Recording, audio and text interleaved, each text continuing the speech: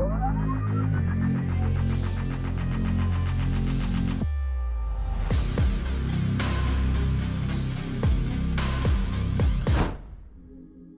back, everyone. If you're new here, welcome. I'm Dark Hour 717, and this is the weekly news review for Star Citizen, where we bring you the latest and updates from around the verse. And this week, a lot has been going on with the release of 3.18.1 to the live servers, the announcement of a free fly to assist with testing of 3.18.1, and the new 3.18.2 patches in the PTU, and more.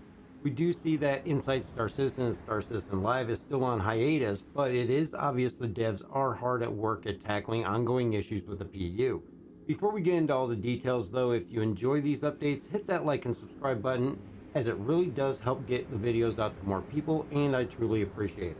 For those that have already subscribed, I just want to say thank you. Stick around though till the end of the video to see how you can get entered in for a chance to win an Origin 100i starter pack. It would not be an exaggeration to say that patch 3.18 has been one of, if not the most troubled patches in the Star Citizen history, having been difficult to play and difficult for the devs to work on and get into a playable state.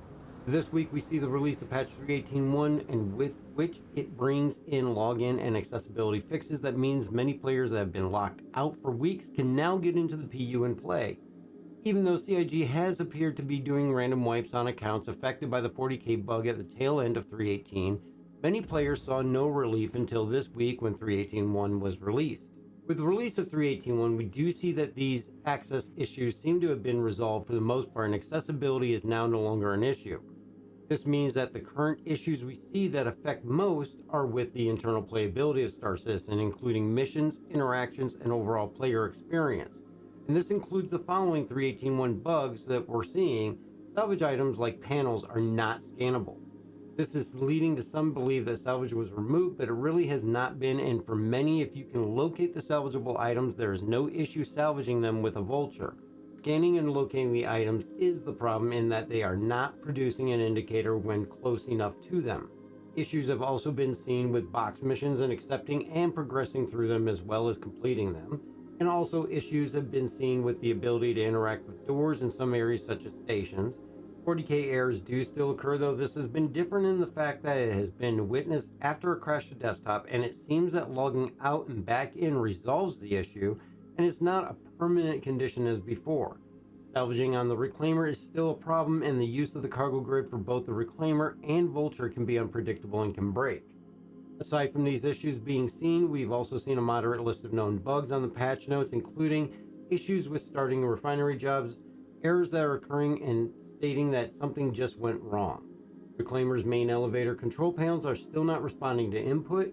Equipping more than 5 components in a single save changes an equip transaction in the VMA will fail. When flying near another ship seems to hit an invisible box that kicks it in random directions. Combat service beacons progression and rating inconsistent with the missions. And there are numerous seat bed animations that will have a chance to kill, injure the player inside ships, especially the Cutlass cockpit and Aurora bed. A link is actually provided to the full patch notes for all of the details on these, as well as the full list of bugs for the 3.18.1 patch. Of course, the patch release came with a full database wipe, as they had announced it would reset everything from in-game purchases to the wallet as well as the rep, meaning all players would be beginning from scratch. Many backers understood the need for this, and not many had any issue, as the ongoing issues from 3.18 made it clear that this was going to need to be done. So with the accessibility issues cleared and the need to do real testing in the PU on the 3.18.1 patch, because many players chose not to play on the PTU, and the overall performance can be very different when moving from PTU to PU, much as what we saw with 3.18, CIG did what I would say makes good sense. They increased the number of live testers by holding a free fly event. This event was not originally expected by many, as the issues really seemed to be bad enough that it could push new players away due to a bad experience. But I cannot say that with patch 3.18.1 we are too far away from where we were at the tail end of 3.17.5. So a free fly event to bring more players in and really stress the system, to me, actually makes a lot of sense. Especially as the next free fly was not expected until the end of May, beginning of June with the Invictus Fleet Week event. The current free fly is running through the 20th of April, and with it, players can get 5 ships to fly for free. And this is for new players as well as current backers. Using the code will get you the Origin 100i, the Nomad, the Razor, and the Mustang Alpha, as well as the Hover Quad. The link to the free fly page is in the comments, and there was actually one reported issue that was brought forward with some current backers entering the code. They were not able to receive the free fly ships in their ASOPs. This was actually recognized quickly by Xylo, stating that we have identified an issue where the free fly ships are not showing up for some existing backers who logged in before the event. It is important to note that the new players are not affected by this issue. Our team is currently working to resolve this problem and anticipates the free fly ships being available to affected backers in the coming days. Now, this was originally posted back on Thursday the 13th, and it appears though that the issue has actually been resolved at this time. Along with the free fly, we also see a referral bonus, which gives us a P52 Merlin. This means that if you use a referral code when setting up with a paid game pack and a new account, you'll also receive a free P52 Merlin as well. This is a free ship that you'll get to keep, and it also has lifetime insurance and is fully upgradable as well. This is a free ship valued at $25 US, so make sure if you're signing up, use that code and get the extra ship, which is perfect for the new raceways around Stanton at Daymar, Lorville, and Area 18, as well as Microtech with the Snake Pit. If you need one, a referral code is going to be right in the description of this video, and I thank you if you decide to use it. Outside of 3.18.1, we also have 3.18.2 still in testing on the PTU, and with this we see a similar list to patch 3.18.1 as far as the patch notes and known issues, with the exception of some items that have been corrected between the two patches, and that includes game clients may close without error or crash handler, delivery objective withdrawn upon reaching mission location, equipping more than 5 components in a single save change and equipped VMA transaction will fail, and harvestable deposits may be invisible to players, cause collisions, or become unavailable for scanning, mining, or salvage gameplay, and the Reclaimer main on elevator control panel does not respond to input. 3.18.2 has also shown to be an even more stable build than 3.18.1, though desync is still present. It does not appear to be as severe as what we see in 3.18.1, in the fact that the hover bikes seem less likely to randomly explode from hitting rocks that are not visible. Salvage overall is more reliable in 3.18.2 as well, with less issues using the Reclaimer salvage beams and the elevator functioning properly. We also see missions are more reliable in 3.18.2, also with service beacons. Box missions are working properly, and as always though, this is to be taken with a grain of salt, as performance in the PTU does not mirror the performance that we'll see once it's moved to the PTU. I would expect that we will see 3.18.2 in the PTU through the 21st, at least, as the free fly event will keep it in PTU until then. The question will be how soon after the end of the free fly will we see it though pushed to the PTU servers. As we see or hear any additional information, we will be sure to pass it along though. Along with the patch updates, we also see the Squadron 42 monthly report posted to the RSI website, and this goes over all of the work done over the previous month in the scope of Squadron 42.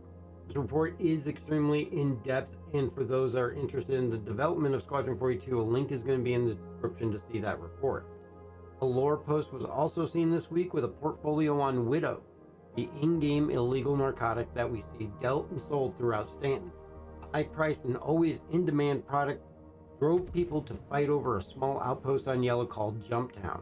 This extremely dangerous opioid is something many approach to make vast amounts of wealth through its trading and dealing. As a Class A substance, it is illegal to possess or distribute the drug inside the UEE. Users can be identified by the black stained veins that they have that resemble a spider's web. While easy to process, the drug is utilized by everyone for profit, from well-organized large crime syndicates to small single-person ran distribution and manufacturers. The portfolio itself goes deep into the background of Widow, its history and discovery, also its rise to becoming a popular drug, all the way to its illegal status. The portfolio is a fun read for those that are interested in the lore, and a link is in the description to find that. Finally, this week we see the second race in the series of the System 7, which is an Atmos eSport event that consists of a qualifier and 7 races that are ran across the system. With the top 16 teams participating, the second race took place on Microtech with the Tundra Dash. This is a cross-country race that employs the use of Cyclone RCs across the tundra of Microtech. Running the route between SMO 18 to Calhoun Emergency Shelter and back, it is a round trip of just over 90 kilometers. This race, we do see the leaderboard change, with Punch Buggy moving to first place, Nomi's in second, Black Hawk stays in third, Team Far Out is in fourth place, and our own Amrock Spang is in fifth. With the way the points are earned and distributed, this allows for quickly changing leaderboards and no team being entirely out of the competition too early. With the Auec's first time running the System 7, Amarok Svang is holding a very respectable 5th place, and thank you to all the fans and supporters who joined the stream. We also want to extend our thanks to Anrol and Gravity Cat, who had 2 stellar performances in race 1 and 2, and getting us our position in 5th. You can catch each race of the System 7 on Twitch through our own channel or through the Atmo Esports Twitch channel. The next race will be the Babbage Bash on 29th of April, and we will see the Apoa Nox make its appearance in the series racing around New Babbage, as they race the course originally debuted at last year's CitizenCon. And that's about it for the week, and I hope you found the news interesting and useful. Leave a comment and let me know what you think. Is 3.18.1 providing a better experience over what was in place with 3.18? Or are you still seeing accessibility issues with the newest patch? Don't forget, though, that you can get an entry in for the chance to win an Origin 100i starter pack. All you have to do is subscribe here, leave a comment on any video, and you'll get an entry. Also, you can get a second entry by following over on Twitch at the Dark Hour 717 channel. Prize winner will be drawn on May 1st, so keep an eye on those notifications. And if you would like to support the channel, make sure to check out the merch store or just click the join button above to become a member. And all of it is much appreciated, as it does go back into our monthly giveaways back to the community. I want to just say thank you again for being here, and I hope everyone is being safe out there, and we will see you in the verse.